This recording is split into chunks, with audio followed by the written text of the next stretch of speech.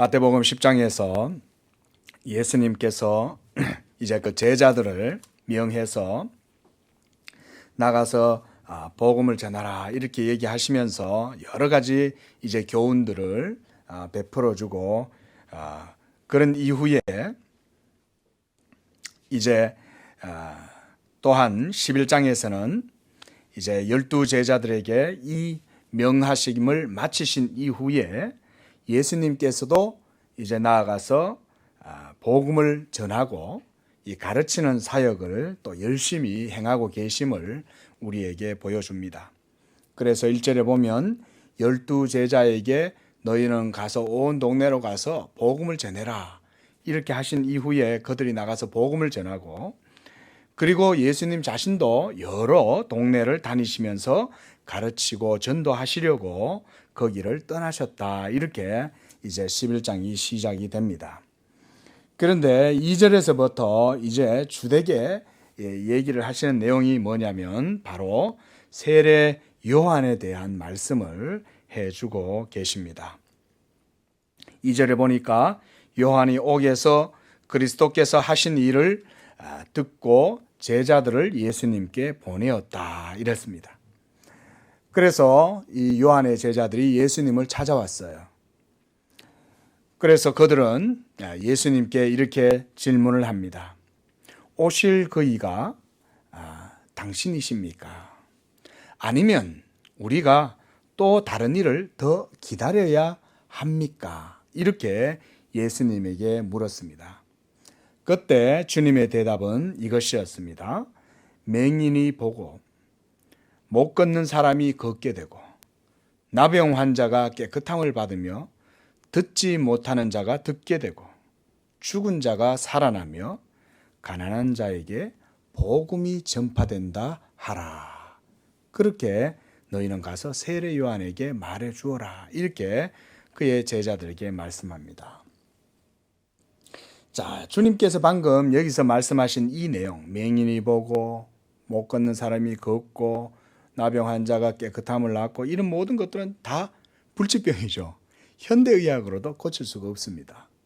그런데 이런 일이 일어나고 가난한 자에게 복음이 전파된다고 세례 요한에게 가서 그렇게 말해 주어라. 그렇게 얘기한 거예요.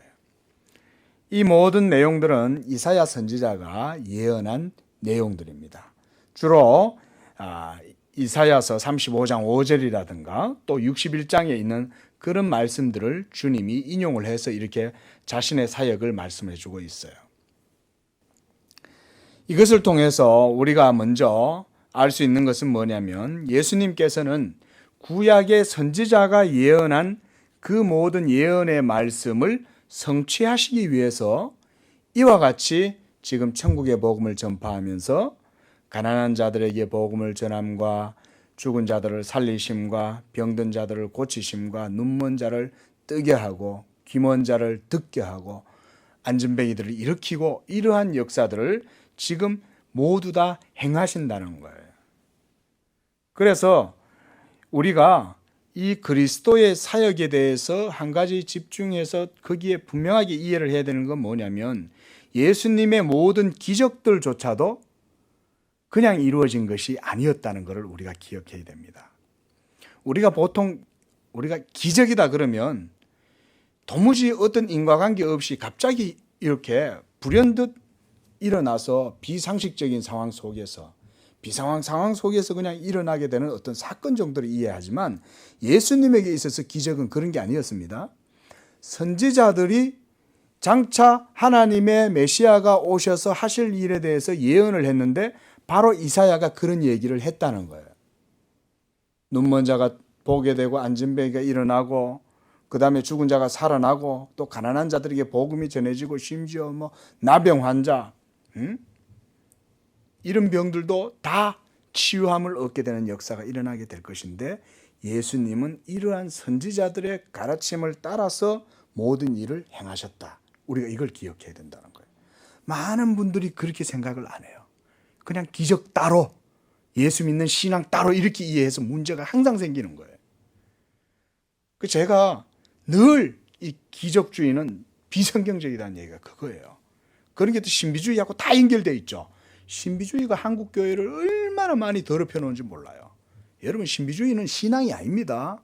막 열광에 빠져갖고 뭐 막 쓰러지고 막 뭐 이빨이 금으로 바뀌었다느니 뭐 막 들누워가지고 뒹굴면서 소리 지르고 뭐 계시를 받았다느니 이런 게 전부 다 한국 교회를 다 좀먹은 거예요. 성경을 몰라서 그러는 거예요. 여러분, 하나님의 말씀은 이 세상의 질서를 오히려 회복시키는 겁니다.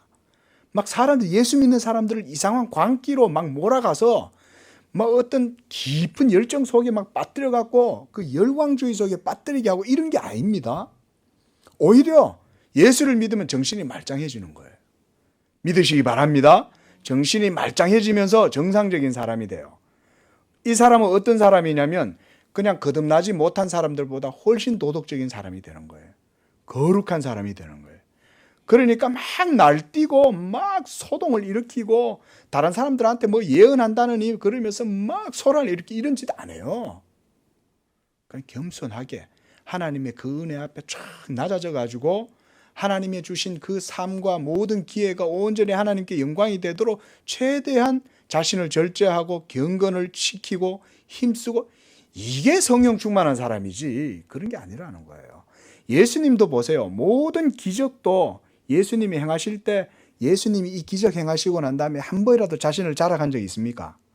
한 번도 그 기적 때문에 예수님이 들뜨거나 야, 내가 이런 기적이 일어났네 이러면서 그 다른 사람들한테 막 간증하고 이런 거 절대 없어요. 예수님은. 왜 그런지 아세요? 그거는 예수님이 철저히 하나님의 말씀을 따라서 모든 사역을 이루시겠다고 하는 의지가 드러나는 거예요. 그게 예수님의 뜻인 거예요. 그러니까 예수님이 막 기적을 행하시니까 많은 사람들이 예수님을 막 에워싼 거예요. 그때 예수님은 어떻게 하셨어요? 사인해 줬어요? 아, 그래요. 사인하세요. 사인 받으세요. 이러면서 그들의 옷과 노트 막 메모지에다 사인해주고 이렇게 하신 게 아니에요. 예수님은 그들을 피해서 한적한 곳으로 가셔서 기도하셨어요. 그때마다. 그 이유가 뭐겠어요? 오로지 하나님의 영광을 위해서 사역을 했다 이 말인 거예요. 바로 본문에서 우리가 기억해야 될 바들은 그런 겁니다. 그 다음에 오늘 본문 1절에서 이 5절 말씀에 보면 예수님께서 요한의 제자들에게 그 말씀을 하시는 거예요. 세례 요한에게 가가지고 이렇게 얘기해 주라 이 말이거든요. 그러면 세례 요한이 예수님이 하나님의 아들이시란 것에 대해서 몰랐을까? 그건 아닙니다, 여러분. 우리가 성경을 가만히 보면 그게 아니라는 사실을 정확하게 알 수 있어요. 세례 요한은 예수님이 누군지 정확하게 알았어요. 자, 우리가 그거 어디서 볼 수 있습니까? 복음서, 모든 복음서에서 그걸 다 볼 수 있죠. 예수님께서 요단강에 세례 요한에게로 뭘 받으러 오셨어요? 세례를 받으러 오셨잖아요.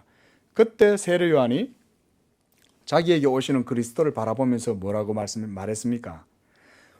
당신이 내게 세례를 베풀으셔야 할 터인데 내가 어떻게 당신한테 세례를 베풀겠습니까? 제가 그렇게 못하겠나이다 하니까 예수님이 아니다. 나에게 세례를 베풀라. 이렇게 함으로써 우리가 하나님의 의를 이룸이 합당하다. 이렇게 말씀하잖아요. 그러니까 세례 요한은 예수님에 대해서 알았습니다. 또 그것뿐만 아니죠. 하늘에서 세례를 받으시고 예수님이 물 위로 이렇게 올라오시는데 이때 세례는 예수님이 그냥 요즘 말하는 우리가 이제 이렇게 그냥 물세례 정도가 아니라 침수 세례. 우리 그 침례교회에서 하는 세례 있잖아요. 침례교회는 이 코를 막고 물 속에다 이렇게 붕덩 담갔다가 이렇게 일으킵니다. 뭐 우리 장로교회가 이렇게 그냥 물로 그냥 세례 주는 것과 여러분 신학적으로 아무런 차이가 없습니다. 제가 그거는 그 정도만 그냥 말씀드립니다. 아무 차이가 없어요. 그건 똑같아요. 믿음으로 물 속에 들어가나 물로 세례를 받으나 결국은 본질은 뭡니까? 예수 믿음이 본질이죠. 그걸 너무 강조하면 오히려 이상해지는 거예요. 그럴 필요 없어요. 자, 어쨌건 간에 예수님께서 세례를 받으시고 물 위로 올라오시니까 하늘에서 성령이 비둘기같이 예수님 위로 임하면서 성령이 임하시는 거죠. 그리고 또 무슨 사건이 벌어졌어요?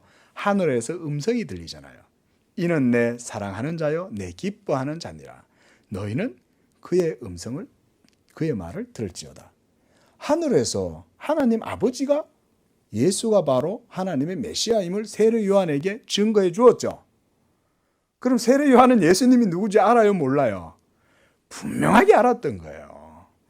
그러니까 오늘 이 본문에서 왜 세례 요한이 옥에서 제자들을 불러가지고 예수님한테 가가지고 오실 그이가 당신이냐, 우리가 또 다른 일을 기다려야 하느냐, 그 한번 물어봐라. 이 얘기는 뭐냐면요, 제자들이 예수님에 대해서 잘 모르니까 그러는 거예요. 그러니까 너희들 가서 예수님한테 가서 예수님이 누군가 좀 배워라, 이 얘기를 세례 요한이 그 제자들에게 얘기해 줍니다.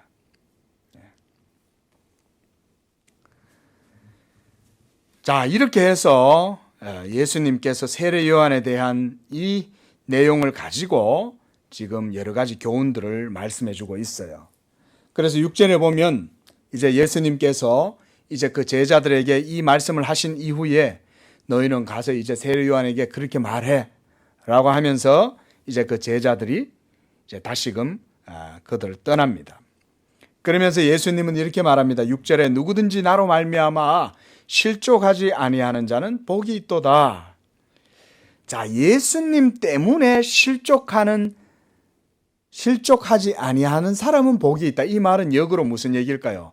예수님 때문에 실족할 수도 있다는 얘기죠. 그 말씀입니다, 여러분. 자, 이걸 조금 제가 설명을 드리려고 그래요. 예수님 때문에 실족한다니 이게 무슨 말이지? 실족이란 말이 발이 미끄러져서 넘어진다 이 말이잖아요. 어디 걸려가지고 돌뿌리 같은 데 걸려 넘어진다 이 말을 우리가 실족한다 이런 말이거든요. 예수님 때문에 넘어진다. 말이 조금 되게 부정적인 이미지잖아요. 이런 표현이. 그런데 여기는 중요한 하나님 나라의 이 문학적인 표현이라고도 볼 수 있어요. 이 무슨 얘기냐면요, 그리스도께서 자신을 많은 사람들을 걸려 넘어지게 하는 바위라고 그렇게 말씀하고 계시는 거예요. 예수님 자신이. 한밤에 빛이 없고 어두컴컴한 밤길을 걸어가는데 뛰어가는 사람이 있습니까, 없습니까? 뛰어가는 사람이 없죠. 왜일까요? 넘어지니까. 어두우니까 보이지 않잖아요. 그러니까 뛰어갈 수가 없어요. 그런데 뛰어가는 사람들이 있어요. 누구냐면 캄캄한 소경의 눈을 가지고 있으면서도 자기가 가장 밝게 보고 있다고 생각하는 바로 그 사람이 뛰어다니는 사람이에요.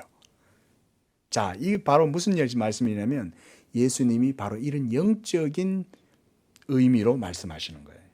뭐냐면 그리스도가 빛이고 그 빛 가운데 거하지 않는다면 그는 바로 영적으로 바로 소경된 자예요. 그렇게 영적으로 소경되고 맹인이 된 사람이 자신이 소경이라는 사실을 깨닫지를 못하는 거예요. 영적으로. 왜냐하면 영적으로 이 소경이 되었기 때문에. 영적으로. 육적인 소경들이야 자신들이 못 보니까 충분히 깨달을 수 있지만 영적인 소경은 마음이 교만하고 마음이 거만하고 마음이 병들어가지고 자신이 얼마나 비참한 죄인인가를 모르는 거예요. 그러니까 자신감만 팽배한 거예요. 내가 모든 걸 다 할 수 있어. 캄캄한 어두움이 뭐야? 나는 환하게 모든 걸 다 보고 있어. 그러니까 이 사람은 막 열심히 뛰어다니는 거예요. 그런 말씀을 하는 겁니다. 그런 의미에서 이 사람이 열심히 뛰어다니다 보면 돌뿌리에 걸려 넘어지는데 그 돌뿌리가 바로 뭐냐면 하나님의 진리의 말씀인 예수 그리스도를 말하는 거예요. 그게 바로 예수 그리스도의 복음이에요. 이 복음을 구약의 선지자들이 바로 걸려 넘어지는 돌이다. 그런 의미로 예언을 했어요. 그게 바로 이사야 선지자가 그런 예언을 했던 겁니다. 이사야 8장 14절에서 15절 말씀을 보면 이런 말씀이 있어요. 제가 읽어드릴게요. 그러나 이스라엘의 두 집에는 그가 걸림돌과 걸려 넘어지는 반석이 될 것이며 예루살렘 주민에게는 함정과 올무가 되시리니 많은 사람들이 그로 말미암아 걸려 넘어질 것이고 부러질 것이고 덫에 걸려 잡힐 것이니라. 이걸 이사야 선지자가 이렇게 예언을 한 거예요. 자, 이 누구에 대한 내용이라는 거예요? 이게 예수님에 대한 내용이라는 거예요. 그러니까 예수님에 대해서 뭘 얘기한 걸까요? 이사야 선지자가 많은 사람들이 예수님을 믿지 않음으로 인해서 당하게 될 환난에 대해서 얘기하는 거예요. 당하게 될 재앙에 대해서 얘기하는 거예요. 예수님을 믿지 아니하고 교만함과 거만함과 불신으로 하나님의 말씀을 듣지 않고 자기들 생각대로 하나님을 섬긴다고 하면서 막 자기들 마음대로 질주하다가 함정에 빠지고 올무에 걸리고 덫에 잡히고 그렇게 된다는 것입니다. 그 돌뿌리가 바로 누구라고요? 예수 그리스도라는 거예요. 이런 건 그렇게 따지면 좀 심오한 말씀이에요. 영적인 말씀이죠. 그게 바로 여기에서 예수 믿음의 두 측면을 우리에게 보여주는 거죠. 여러분, 예수 믿음은 진리예요. 그러니까 여기에서 우리가 알 수 있는 것 첫째는 뭐냐면 예수 믿음에는 선택의 여지가 없다는 얘기입니다. 걸리고 잡히고 빠지고 넘어지든지 아니면 이 시온의 한 기초석 이 돌이 그 믿는 자에게 복이 되든지 이 둘 중에 하나예요. 선택 여지가 없어요. 그 결국은요, 예수 믿음은요, 선택의 문제가 아닌 거예요. 이거 필연적인 거예요. 예수 믿어야만 복을 받고 예수 믿어야만 거기에 걸려 넘어지지 않는 거예요. 그러나 예수 믿는 자들에게는 도리어 그 그리스도의 돌이 복된 돌이 되는 거예요. 예? 그래서 예수님이 나로 말미암아 실족하지 않는 자는 복이 있다. 이 말을 신학적으로 이제 딱 해석해서 바꾸면 나를 믿는 자들은 복이 있다. 그 말인 거예요. 나를 안 믿으면 모두 다 나의 그 돌에 걸려서 다 넘어지고 잡히고 부러지고 함정에 빠지게 되고 그렇게 된다. 실제로 그럴까요? 안 그럴까요? 그렇습니다. 예수 안 믿는 사람들이 왜 예수 안 믿는지 아세요?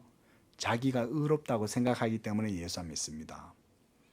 왜 예수 안 믿는지 아세요? 자기가 지혜롭다고 생각하기 때문에 안 믿는 겁니다. 하나님은 그걸 다 아시는 거예요. 자, 그렇다면 그들이 의롭고 지혜로우면 그들의 삶이 어떨까요? 보세요. 다 걸려 넘어져요. 다 사로잡혀요. 덫에 걸려요. 함정에 빠지고 올무에 걸려요. 그게 인생들이죠. 아닙니까? 제가 먼 나라 얘기하는 거 아니잖아요. 우리의 일상적인 삶의 철학을 말하는 거잖아요. 아무리 똑똑해도 걸려요. 아무리 돈을 많이 벌어가지고 자기가 이 재산을 지키기가 딱 꽁꽁 해보세요. 반드시 어디엔가 누군가가 부정하게 이중장부 만들어가지고 돈 다 횡령해내고. 예? 그렇잖아요. 재산 다 하고. 예수만의 유일한 삶의 기초인 줄로 믿습니다. 예수 위에 든든히 서 있으면 돼요. 하나님께서 다 복을 주고 지켜주는 겁니다. 자, 7절에 그래서 그들이 떠나매 이렇게 말합니다. 그 제자들이 이제 요한의 제자들이 이제 떠났어요. 이때 당시까지만 해도 아직 세례 요한이 살아있죠. 그러니까 많은 사람들이 아직까지는 예수님한테 포커스가 완전히 맞춰져 있지 않다는 사실을 우리가 볼 수 있어요. 왜냐하면 아직까지는 세례 요한이 살아있기 때문에. 그러니까 제가 저번에도 한번 그 말씀 드렸죠. 왜 하나님께서 이 세례 요한이 요절하도록 이렇게 비명에 그가 그렇게 죽임을 당했을까? 우리 그런 말씀 한번 나눴잖아요. 그것도 다 하나님의 경륜이고 섭리예요. 왜냐하면 세례 요한은 뭐 하는 사람이냐면 레퍼런스예요. 레퍼런스. 이렇게 지시하는 사람인 거예요. 누구를 지시해요? 자기를 지시하는 게 아니고 예수를 지시하는 역할을 세례 요한이 하는 거예요. 그러니까 세례 요한은 뭐라 그러냐면 너희가 나를 따르지 말고 저분을 따라가라 이렇게 말하는 거죠. 그렇죠? 그래서 세례 요한은요. 요한복음에도 그런 말씀을 해요. 그래서 요한복음 1장 31절에서 40절까지 보면 세례 요한은 자신의 사명을 예수 그리스도를 증거하고 드러내는 것이라는 것에 대해서 분명하게 알 수 있습니다. 여러분, 이 세례 요한의 역할이 얼마나 중요한지 사복음서에서 다 기록을 하고 있습니다. 어떤 때는 뭐 기록을 하고 있고 어떤 때는 안 하고 있고 이런 게 아니라요. 반드시 예수님의 사역에 이렇게 딱 시작하시기 전에는 반드시 세례 요한이 항상 언급이 됐다는 사실을 우리가 볼 수 있습니다. 누가복음 같은 경우는 아무래도 그 사도행전의 역사를 기록한 누가가 기록을 했기 때문에 세례 요한의 출생에 대한 얘기가 상당히 세세하게 되어 있어요. 그 세례 요한은 제사장 사가랴의 그 집안에서 태어나서 제사장 집안에서 태어났어요. 그 사가랴가 이 천사의 그 예언을 받고 그러면서 그의 이름을 요한이라 하라 이러면서 그 이제 그 지시를 받고 이렇게 했단 말이죠. 그리고 세례 요한이 예수님이 이렇게 이제 그 제자들을 데리고 다니면서 복음을 전하고 하는 걸 보면서 세례 요한이 예수님을 뭐라고 하냐면 보라 하나님의 어린 양이니라 이렇게 말해요. 그러니까 세례 요한의 제자들이 예수님한테로 따라가는 거예요.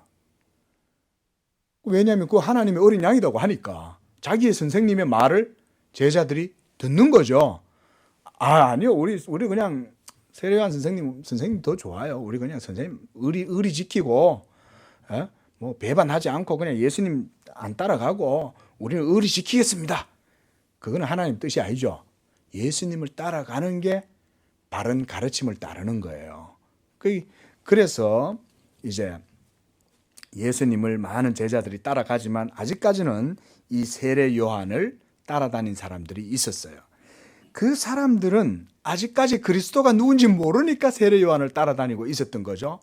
그러니까 세례 요한이 그들에게 예수님에 대해서 이렇게 가르쳐 주는 거예요. 가봐라. 그가 바로 오실 자다. 자, 이렇게 해서 7절에 예수님이 너희가 무엇을 보려고 광야에 갔더냐? 바람에 흔들리는 갈대냐? 너희가 무엇을 보려고 나갔더냐? 부드러운 옷 입은 사람이냐? 그런 사람은 왕궁에 가야 볼 수 있고 그 왕궁으로 가면 된다. 그 말을 한 거예요. 9절에 그러하면 너희가 어찌하여 나갔더냐? 선지자를 보기 위함이었더냐? 그렇다. 내가 너희에게 이르노니 그는 모든 선지자보다 더 나은 자니라. 제가 이렇게 조금 풀어서 말씀을 드리는 거예요. 지금 누구에 대한 얘기예요? 전부 세례 요한에 대한 말씀이죠. 자, 예수님께서 왜 이렇게 지금 세례 요한에 대해서 계속 말씀하실까요? 왜일까요? 세례 요한의 역할은 바로 나를 이스라엘 중에 드러내려는 사람이기 때문에 이 세례 요한의 권위를 예수님이 이용하시는 거예요. 그렇죠? 이 천국의 복음을 증거하기 위해서는 지금 현재 세례 요한보다 더 막강한 자료가 없어요. 가장 권위 있는 자료가 세례 요한인 거예요. 왜냐하면 이 세례 요한은 하나님께서 이 구약의 시대의 마지막으로 이스라엘에 보내준 선지자이기 때문에 그의 권위와 이런 것들이 굉장히 중요한 거죠.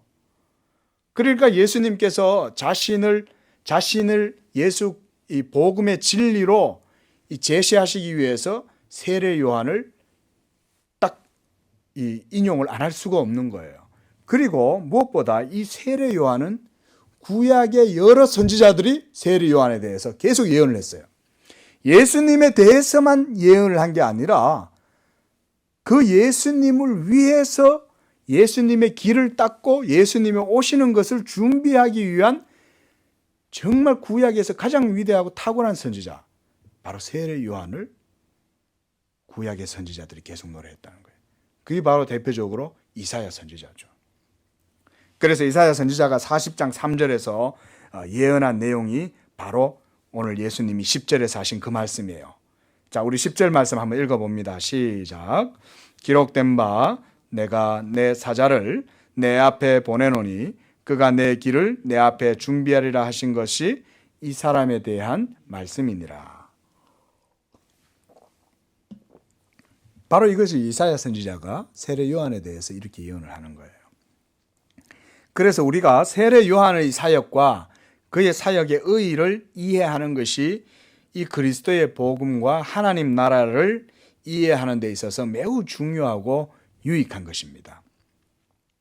세례 요한의 사명은 오직 하나님의 메시아 곧 그리스도를 이스라엘에 드러내고 그가 바로 하나님의 어린 양이라는 것을 증거하는 것이기 때문이었습니다. 그래서 예수님께서 이 세례 요한의 권위를 높여주시는 거예요. 왜냐하면 세례 요한의 권위를 높일수록 그리스도 자신에 대한 증거가 더욱 확고하게 세워지기 때문에 그러는 거예요.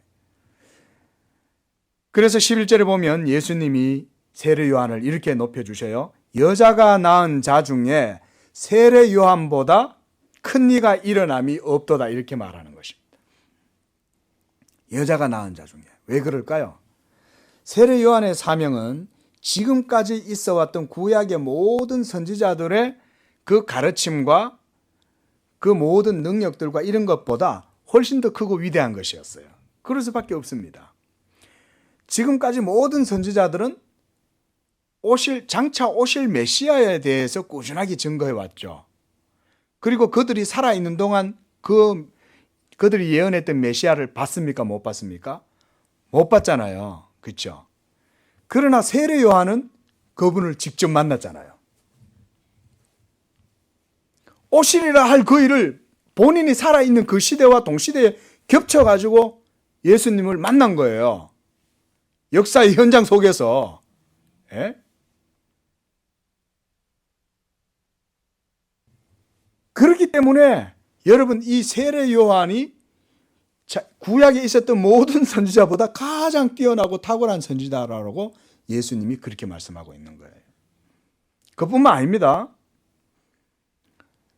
바로 이사야서 방금 우리가 읽었던 그 40장 3절에서 예언한 이 광야에서 외치는 자의 소리, 그리고 너희는 주의 길을 준비하라, 그가 오실 길을 곧게 하라, 이 말씀에 대해서 세례 요한이 얘기한 거예요. 그래서 주님께서 너희가 무엇을 보려고 광야에 나갔더냐, 바람에 흔들리는 갈대냐라고 이 얘기를 하시면서 이 9절까지 이 말씀을 하면서 내가 너희에게 이르노니 선지자보다 더 나은 자니라, 그 세례 요한에 대해서 이렇게 말씀하시는 거예요. 자, 이 말씀을 왜 하시냐면 바로 이런 맥락 때문에 그렇습니다. 7절에서 9절까지의 말씀을 통해서 예수님은 사람들이 세례 요한을 존경하고 따라다니고 그의 가르침도 듣고 이러면서 그 광야에 가가지고 세례 요한한테 세례도 받고 이렇게 했단 말이에요. 그런데 정작 세례 요한이 그들에게 전하는 메시지에는 통 관심을 못 보이는 거예요. 그럴 수 있을까요? 없을까요? 그럴 수 있죠. 세례 요한이라고 하는 유명한 목사님이 왔어요. 그러니까 이야, 전 세계적으로 유명하대. 그래가지고 그 사람한테 갔더니 그 사람이 전하고자 하는 예수 그리스도에 대해서는 들을 귀가 안 열려 있는 거예요.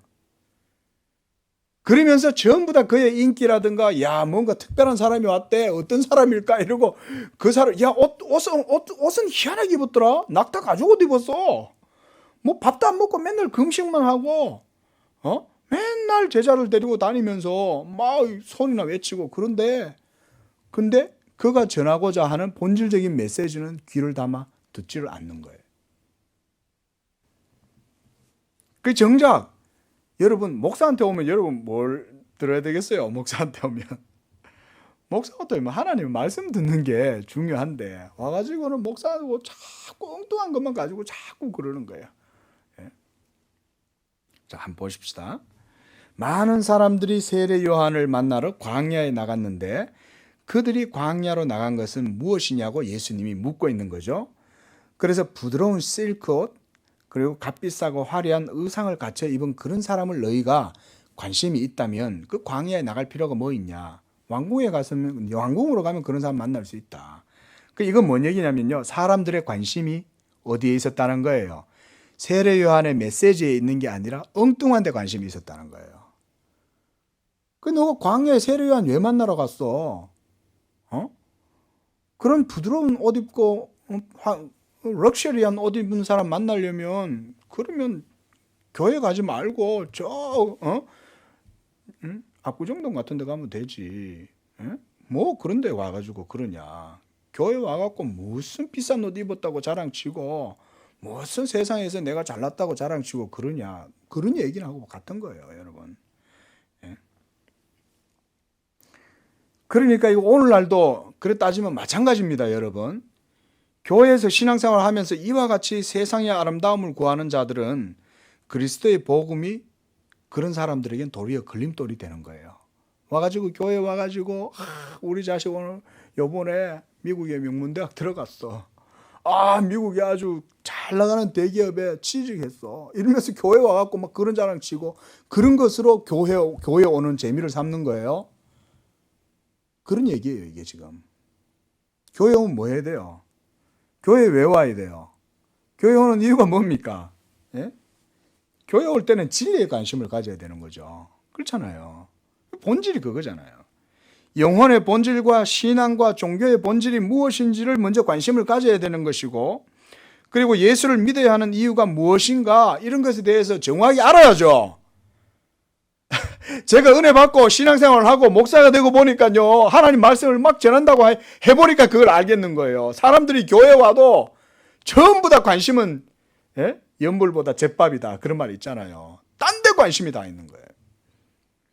예수를 왜 믿어야 되는지 아는 사람이 별로 없어요. 놀라운 일이. 그래서 제가 목사 천연병 시절에는 굉장히 놀랐어요. 왜 교회에 오지?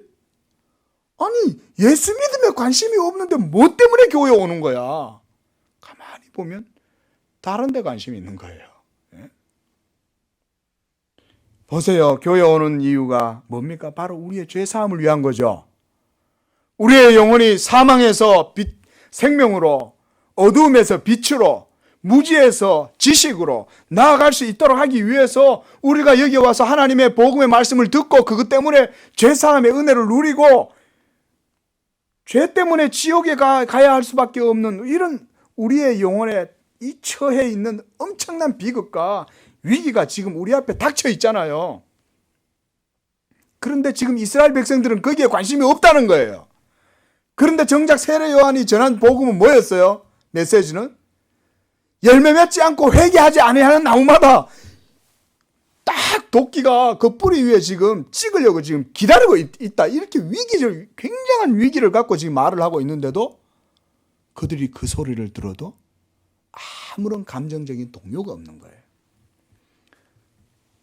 그 얘기가 어디 있냐면 오늘 본문 말씀에서 그 얘기입니다. 그래서 17절 말씀 한번 보십시오. 16절에서 예수님이 이렇게 말씀하죠. 이 세대를 무엇으로 비유할까? 비유하건대 아이들이 장터에 앉아 제 동물을 불러서 이르되 우리가 너희를 향하여 피리를 불어도 춤추지 않고 우리가 슬피 울어도 너희가 가슴을 치지 아니하였도다. 이 비유로 예수님이 이 세대의 사람들의 불신앙에 대해서 이렇게 얘기를 하고 있는 거예요. 세례 요한이 정작 와가지고 피리를 불고 장구를 치고 온갖 장단을 맞춰서 노래를 불러줘도 너희가 도무지 그걸 듣고도 춤도 추지 않고 저들이 와가지고 슬피 울어도 그와 함께 마음을 같이 해서 울 줄도 모르고 그러고 있다는 거예요. 여러분, 교회 우리가 나오는 이유 다른 거 없습니다. 예수 믿고 복음 듣고 구원받는 거 그거 외에 없어요. 그렇잖아요. 교회요 뭐 사람들 연합 모임도 아니고 하나님 말씀 들으면 뭐 하자는 거예요. 그 말씀이 옳다 하고 그 말씀에 순종하고 겸손하게 복종하고 따르고 그래서 그 말씀 따라서 믿고 나아가면 천국 가고 죄사함 받고 하나님 자녀 되고 그리고 이 땅에서도 하나님의 그 영적인 복을 누림으로 마음의 평안을 누리고 이런 거 아닙니까? 이런 게 교회의 본질이지 엉뚱한 거 하면 안 된다 이거죠. 지금 이스라엘 사람들이 딱 예수님한테 책망을 듣는 이유가 그거예요. 세례 요한을 통해서 오늘 예수님이 하시고자 하시는 말씀이 이런 거예요.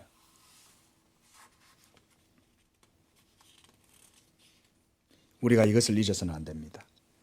그것은 광야에 있던 세례 요한을 만나고 싶어 했지만 그의 가르침에는 전혀 관심이 없고 오직 종교적 생활을 자기의 그 삶의 한 문화의 향유 정도로 이렇게 생각하는 것이나 다름이 없어요. 이게 지금 21세기 문화 속에 빠져 있는 한국 교회의 한 단면이에요. 그래서 제가 우리 양재교회 성도님들은 가급적 여러분 이 십자가를 액세서리 같은 거 하지 마세요. 십자가는 액세서리 정도로 달 정도로 그 가벼운 게 아니에요. 십자가는 우리의 영혼 깊은 곳에 생명과 의를 확신을 불러일으키는 그것이지 여기 달아놓는다고 그것 때문에 되는 게 아니에요. 내 믿음의 신앙의 고백이 깊은 것이 중요한 거지 그걸 뭐 여기다 막 치장해갖고 한다고 그게 크리스찬이 되는 게 아니라 이거죠. 제가 뭐 우리 여자 성도님들한테 막 절대적으로 얘기하는 건 아니지만 그런 의도를 가지고 신앙생활 하라는 거예요. 그런 경건과 절제하는 마음을 가지고 있으면요, 그 액세서리 할 생각 안 들어요. 더군다나 어떤 사람은 용감하게 막 됐다 큰 거 가지고 하잖아요. 어떤 사람은 뭐 되게 큰 십자가 귀에 달아놓고 그 아무 신앙의 고백이 없는 거예요. 그런 게 그게 무슨 소용이 있겠어요. 그 뭐 드라큘라를 쫓아내 주겠어요. 그게 그러지 말라는 것입니다. 본질에 관심을 둬야지.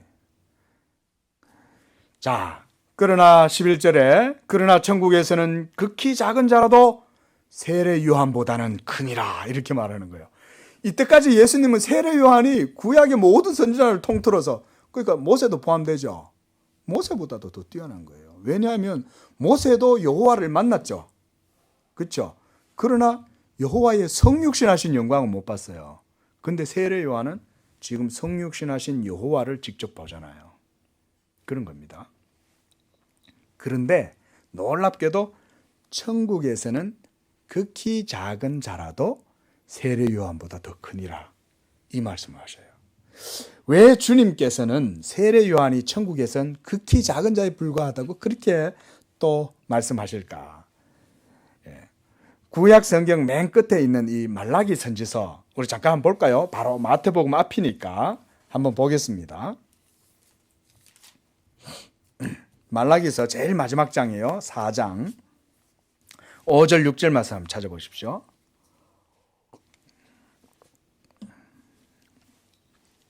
거기 보니까요,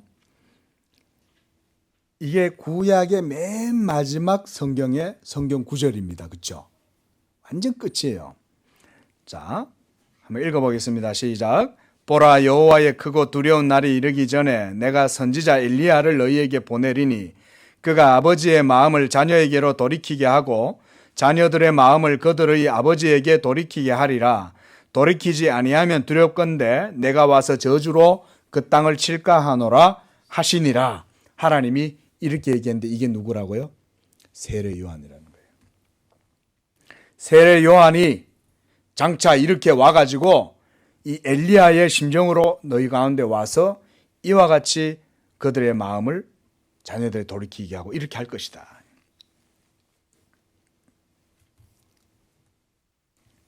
그래서 이 엘리야, 죄송합니다.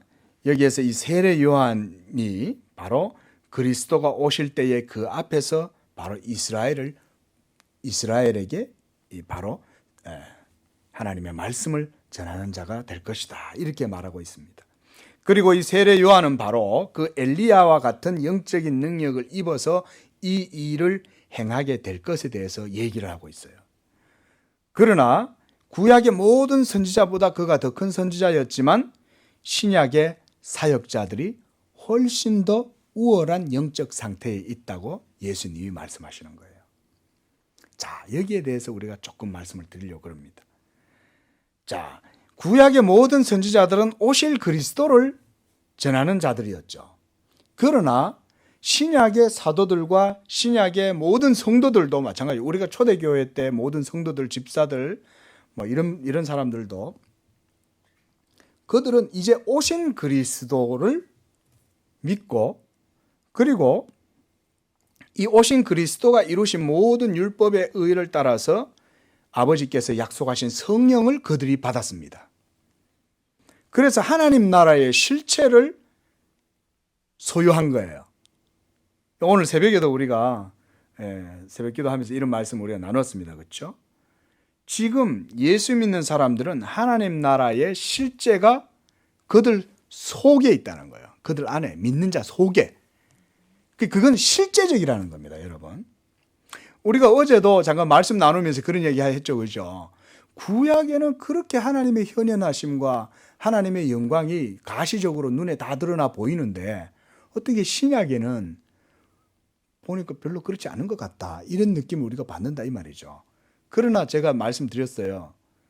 구약은 모형과 상징이요 그림자로서 그 정도인데도 불구하고 그와 같이 놀라운 영광과 능력과 하나님의 율법의 위엄이 드러났지만 신약에는 바로 그 하나님의 그 진리가 이제는 성령으로 말미암아 믿는 자들에게 실제적으로 주어졌다는 얘기예요.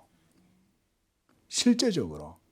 그 율법은 모형과 그림자요, 몽학 선생이요, 장차 오실 자에 대한 그림자였잖아요. 그런데 이제는 그림자가 아니죠. 실체인 거예요. 바로 그 오시리라고 하신 그 메시아가 오신 거고, 그리고 세례 요한은 그 오실 메시아에 대해서 계속해서 그를 가르쳐 주는 거죠. 저분이다. 저분이 바로 하나님의 어린 양이고, 저분이 바로 불로 너희에게 성령으로 세례를 베풀 자, 불로 심판하실 자다. 막 이렇게 계속 예수님을 지적하는 거죠. 근데 그 예수님을 이제 우리가 어떻게 소유하게 된 거예요? 성령을 통해서 우리가 그 예수님의 영을 실제로 소유하게 된 겁니다. 이 눈에 보이지 않는다고 여러분, 이게 구약보다 더 약하거나 구약보다 더 효력이 없다든지 이렇게 생각하는 거는 성경을 정말 오해하는 거예요. 그게 아니에요. 진짜는 뭐예요? 성령인 거예요. 알꼬배기는 우리말로 죄송합니다. 우리 그 알짜배기는 뭡니까? 바로 성령인 거예요.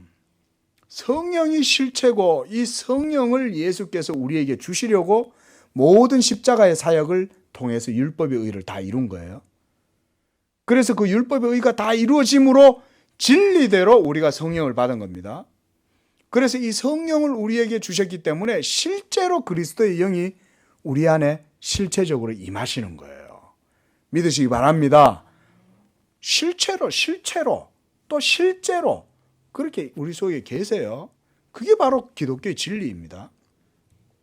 그러니까요, 이런 신화의 상태를 이끌어서 저 큰 위대하고 놀라운 엘리야의 능력을 가진 저 세례 요한보다 천국에서 지극히 작은 자가 더 크다, 그 얘기를 하는 거예요. 이게 신약 성도의 신앙의 그 탁월함이 율법 아래에 있었던 성도들보다 훨씬 탁월하다, 그 얘기인 거예요. 그래서 예수님께서 13절에 이런 말씀하세요. 보세요. 모든 선지자와 율법이 예언한 것은 누구 때까지예요? 요한 때까지라는 거예요. 그 구약의 마지막 선지자 세례 요한 때까지 딱 구약이 끝나는 거예요. 그때부터는 예수님이 바톤을 이어가지고 신약의 교회의 경륜을 시작하신 거예요. 주자가 되신 거예요. 이제 막 달리기를 레이스를 하시는 거예요. 예? 그러면서 12절에도 예수님이 이런 말씀하세요. 세례 요한의 때부터 지금까지 천국은 침노를 당하나니 침노하는 자는 빼앗느니라. 매우 독특하고 매우 생소한 말씀이에요. 천국은 침노를 당하노니 침노하는 자는 빼앗는데 세례 요한의 때부터 지금까지 그렇다, 이 말씀을 하는 거예요. 자, 이게 무슨 얘기일까? 자, 이건 이 말입니다. 세례 요한의 때부터 예수 그리스도의 천국의 실제적인 진리의 복음이 전해졌어요. 그 실제적인 복음은 누구예요? 예수님이죠. 그죠? 예수 그리스도에 대한 복음이 전해지기 시작하니까 이제는 천국이라고 하는 이 바운더리, 이 범위가 어디에만 한정되어 있었어요? 율법을 가지고 있던 이스라엘에게만 한정되어 있었잖아요. 그리고 천국의 문이 그러니까 확 열려져 있지 않았어요. 그리고 율법 가운데에서 하나님 나라에 대한 교훈을 듣는 사람들은 그 가르침과 교훈을 아무리 들어도 판명하게, 클리어하게, 아주 밝게 이렇게 그 말씀이 깨달아지기가 어려운 거예요. 그런데 세례 요한 때부터 지금까지 예수 그리스도의 복음과 하나님 나라에 대해서 세례 요한이 막 복음을 전했잖아요. 예? 세례 요한이 하나님 나라에 대해서 전했다 그랬거든요. 그러면서 점점 믿음의 세계가 열리기 시작하니까 이 복음의 말씀을 듣는 사람들은 믿음이 생겨서 이 영적인 하나님 나라에 대해서 마치 강탈하듯이, 마치 침략자들이, 우리가 뭐죠? 그 침략자들 있잖아요. 알렉산더가 막 어디 가가지고 여러 나라들 제국을 전부 다 휩쓸어 가지고 인도까지 나가고 막 이렇게 위험을 펼치듯이 하나님 나라의 문이 이제 열리고 천국의 복음이 전해지면서 그리로 이제는 복음의 지식을 듣는 사람들마다 이제 막 쑥쑥 하나님 나라에 막 엄청난 갈급함과 열정과 욕망을 가지고 그리로 막 뛰어간다 이거예요. 오늘날 우리 사회도 이런 사회가 됐으면 좋겠어요. 우리 양재교회를 통해서 이런 복음이 막 전해지면 사람들이 그 천국 복음 듣고 싶어가지고 그리로 막 달려가서 서로서로 이 자리에 앉고 싶어가지고, 예? 말하자면 그런 걸 비유로 들어서 말한다 이거예요. 제가 어릴 적에만 해도 부흥회 가면 그런 진풍경 많이 봤어요. 제 어릴 적엔 그랬어요. 부흥회 하면요 강대상 위에까지 와가지고 이거 막 다 앉는 거예요. 그래요 안 그래요? 그랬잖아요, 그렇죠? 그러면 막 부모들이, 예? 자기 자식 복 받게 하려고 자식을 안고는 막 어른이 올라가면 이제 체면상 욕을 얻어먹으니까 애들은 여기다 다 얹어 놓는 거야. 여기다가 강대상에다가 말씀 가까이서 들으라고. 그래야 복 받는다고. 여러분 한국 교회가 복 받는 게 그게 미련하고 어리석고 정말 보면 우스꽝스러워 보이는 진짜 퍼니한 얘기 같아도 그게 바로 하나님의 복을 그런 데서 받는 거예요. 하나님께 복 받을 때 잘난 척하고 겸양 떨고 이러면요 복 못 받아요. 하나님이 복 주시는 건데 그 앞에서 가장 겸손하고 낮은 자로 자존심이 어디 있어요? 하나님 복 받는데, 예? 거기 가야 생명이 있고 거기 가야 진짜 복이 있고 그게 진짜 귀한 건데 이걸 알면 무슨 자존심을 하나님 앞에 세우겠냐 이거예요. 그러니까 옛날에 우리 성도들은 그런 게 없었어요.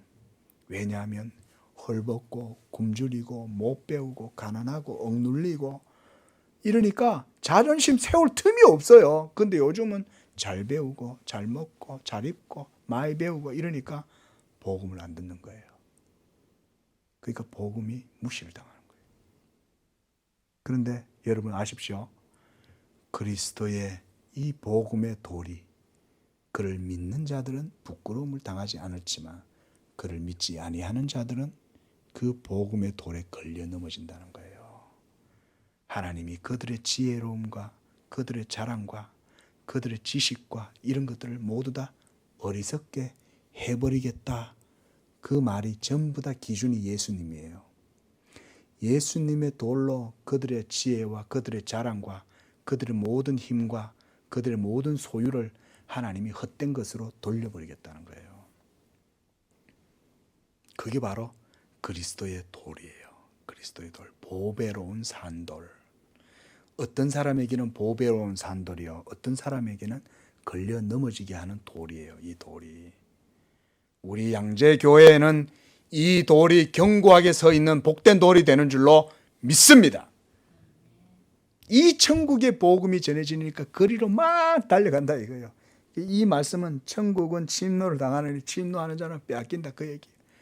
제가 청년 때도 하나님 부르심 받고 기도하러 다니고 이럴 때 저희 동네에 기도원이 있었습니다. 임마누엘 기도원이라고. 그때까지만 해도요, 물론 기도원이 막 참 비성경적인 그런 가르침들이 많아서 경계도 하고 조심해야 되는데, 오늘날 제가 얼마 전에 기도하러 간다고 가보니까요, 기도원이 이제는 그 옛날 기도원이에요. 퇴색되고 거미줄 쳐져 있고 다 막 지붕도 전부 다 막 이끼가 서려져 있고요, 관리도 안 되고. 그만큼 한국교회 신앙이 지금 낙후됐다는 얘기를 거기에서 볼 수 있는 거예요. 기도원 가보면 알아요. 기도하러 올라오나 안 올라오나. 그만큼 뭐예요? 배부르다는 거죠. 먹고 살기 바쁘다는 거예요. 놀러 다니기 바쁘고 하나님 말씀 듣는 것보다 기도하는 것보다 그런 게 더 지금 바쁜 거예요. 그러니까 이 시대에 세례요한처럼 피리를 물고 앉아가지고 울어도 누구도 그 소리에 장단을 맞춰서 같이 아이들이 춤을 추거나 같이 슬퍼하거나 그러지 않는다는 거예요. 그러나 침노하는 자는 빼앗긴다. 하나님 나라는요, 믿음으로 마치 신세계 대륙이, 그죠? 저 미국의 아메리카가 처음 막 발견됐을 때 전부 다 거기에 새 땅을 향해 가지고 새로운 꿈과 비전을 향해 품고 전부 다 여러분 이 미국으로 전부 다 도착해 가지고 거기서 뭐 했습니까? 미국 사람들 다 보안관들하고 병사들이 총을 딱 들고 서 있는 거예요.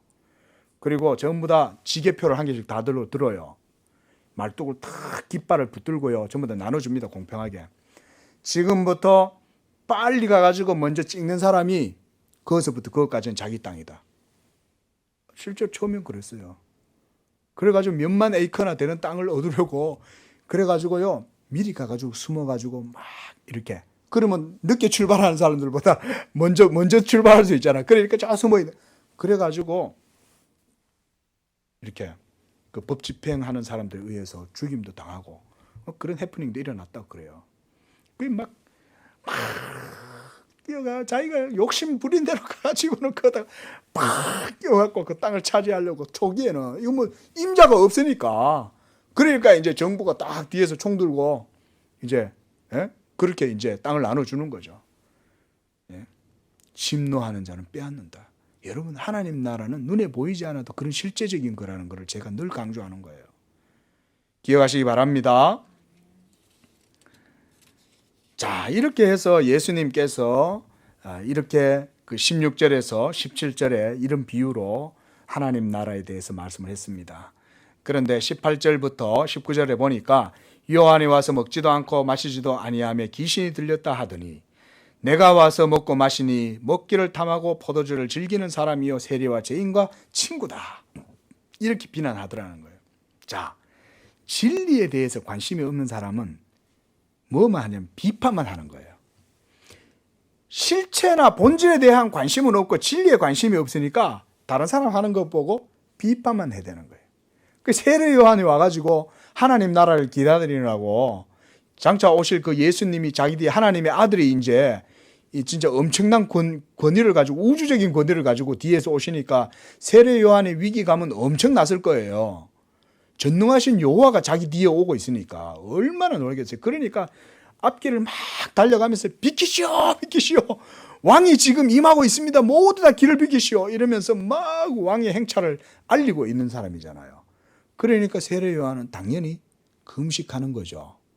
그리고 경건하게 하나님 나라를 기다리면서 금식하고 애통해하면서 이러고 지내는 거예요.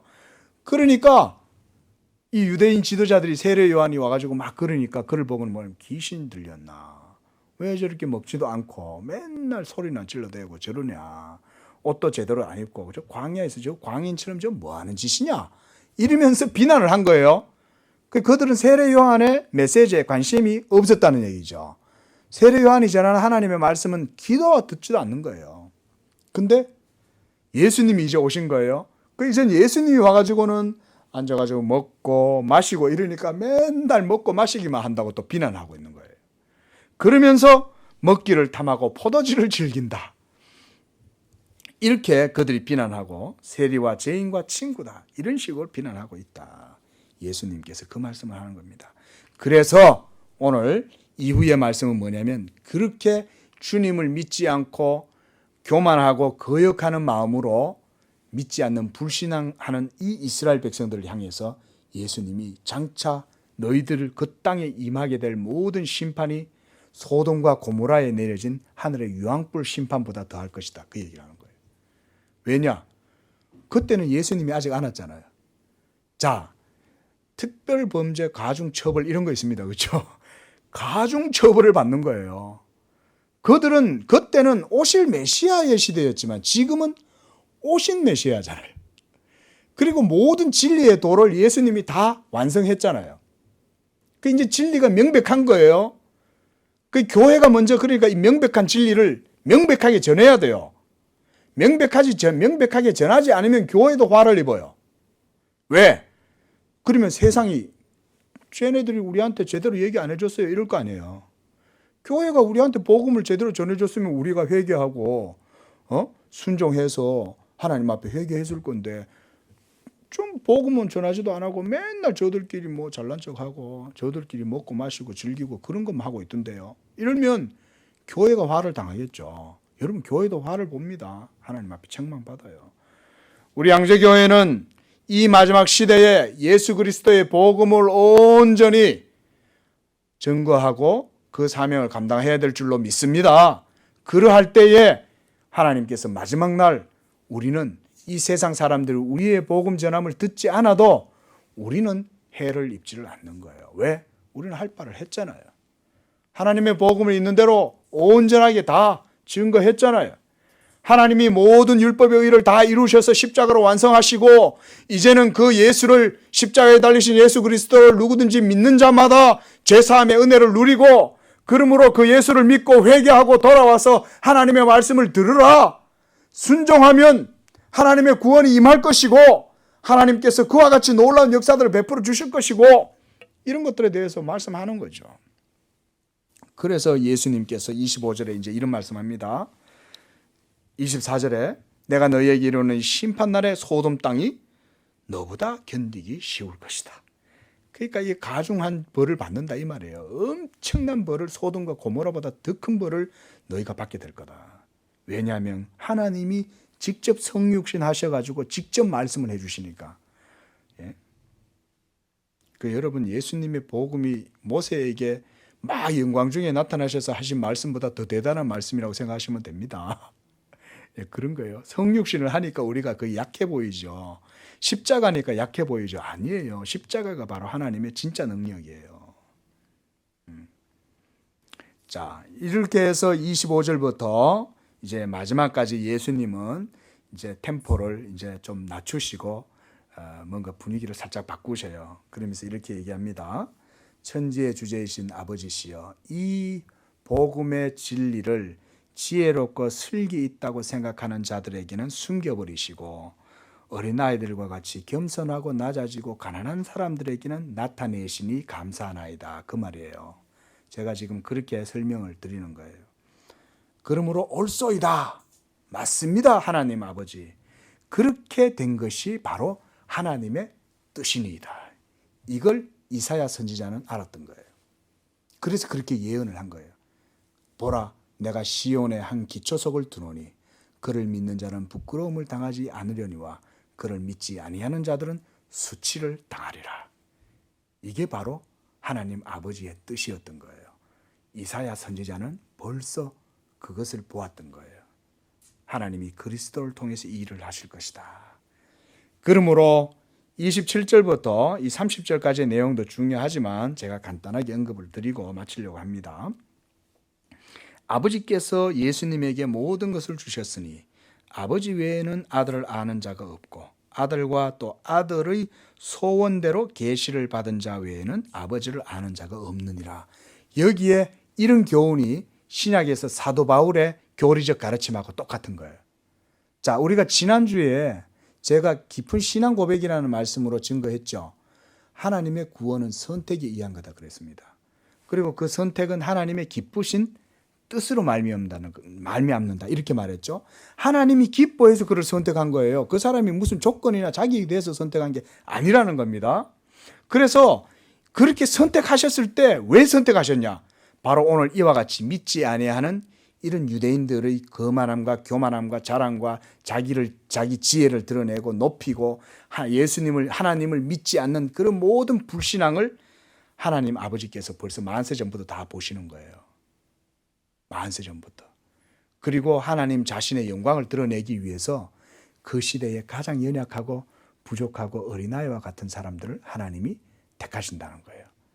그렇게 해서 그들로 하여금 그 세대의 모든 불신앙과 교만함과 죄악들을 그 가난하고 연약한 어린 자들을 통해서 하나님께서 정죄하신다. 조금 깊은 말씀이죠. 이런 말씀 들으면 나중에 또 설명이 될 거예요. 자, 이렇게 해서 예수님은 그 가난하고 연약한 자들에게 복음을 전해요. 수고하고 무거운 짐진 자들은 다 내게로 나와라. 내가 너희를 쉬게 할 것이다. 나는 마음이 온유하고 겸손하니 나의 멍에를 메고 내게 와서 배우라. 이렇게 주님이 말씀하십니다.